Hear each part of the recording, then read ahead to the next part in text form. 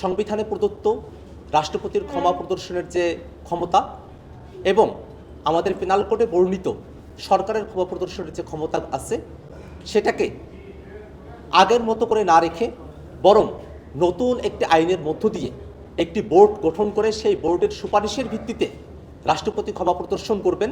বাংলাদেশের যে বিচার ব্যবস্থা সেই বিচার ব্যবস্থা নিয়ে আমাদের অনেক দুঃখের জায়গা রয়েছে, আক্ষেপের জায়গা রয়েছে। আমরা মনে করি যে দুটো বিষয় আজকে সবথেকে গুরুত্বের সঙ্গে এখানে আলোচিত হয়েছে। তার প্রথম বিষয়টি রাষ্ট্রপতির ক্ষমা প্রদর্শনের যে বিধিবিধান ছিল, যে নিরঙ্কুশভাবে এবং অবারিতভাবে রাষ্ট্রপতি ক্ষমা প্রদর্শন করতে পারতেন, সেই বিধানকে আইনের ফ্রেমওয়ার্কের মধ্যে নিয়ে এসে একটা পদ্ধতিগতভাবে রাষ্ট্রপতির এই ক্ষমা প্রদর্শনের যে বিষয়টি সেটাকে নির্ধারিত করা। আমরা দেখেছি বাংলাদেশে বিগত সময়ে রাষ্ট্রপতির ক্ষমার মধ্য দিয়ে এমন এমন ব্যক্তিদেরকে ক্ষমা প্রদর্শন করা হয়েছে, লক্ষ্মীপুরের বিপ্লব সহ অনেক শীর্ষ সন্ত্রাসী তারা মুক্তি পেয়েছেন, যার মধ্য দিয়ে যে ন্যায় বিচারের কথা, জাস্টিসের কথা সেটা পুরোপুরি উপেক্ষিত থেকেছে, অন্যায় হয়েছে, মানুষের সঙ্গে অবিচার করা হয়েছে।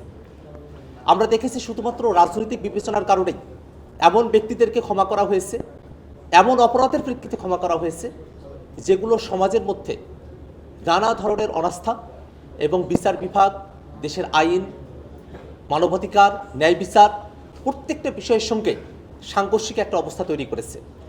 সে জায়গায় সংবিধানে প্রদত্ত রাষ্ট্রপতির ক্ষমা প্রদর্শনের যে ক্ষমতা এবং আমাদের পেনাল কোডে বর্ণিত সরকারের ক্ষমা প্রদর্শনের যে ক্ষমতা আছে সেটাকে আগের মতো করে না রেখে বরং নতুন একটি আইনের মধ্য দিয়ে একটি বোর্ড গঠন করে সেই বোর্ডের সুপারিশের ভিত্তিতে রাষ্ট্রপতি ক্ষমা প্রদর্শন করবেন। এই বিষয়ের সঙ্গে আজকে ঐক্যমত্য কমিশনের প্রস্তাবের বিষয়ে রাজনৈতিক দলগুলো সবাই একমত হয়েছে। জাতীয় নাগরিক পার্টি এনসিপি আমরাও মনে করি রাষ্ট্রপতির ক্ষমা প্রদর্শনের যে বিষয়টিকে অবারিত এবং একই সাথে নিরঙ্কুশ করে রাখা হয়েছিল, সেই জায়গাটাতে অবশ্যই আইনের বিধিবিধান প্রয়োজন এবং এমনভাবে এটা হওয়া প্রয়োজন যাতে করে কোনো অন্যায্য বিষয়ে এমন কোনো ঘটনা যার মধ্য দিয়ে সমাজে নানা ধরনের অন্যায় অবিচার আরও প্রকোপ বৃদ্ধি পাওয়ার সম্ভাবনা তৈরি হয়, এই বিষয়গুলোতে রাষ্ট্রপতির ক্ষমা অযোগ্য বলে সেগুলো বিবেচিত হবে।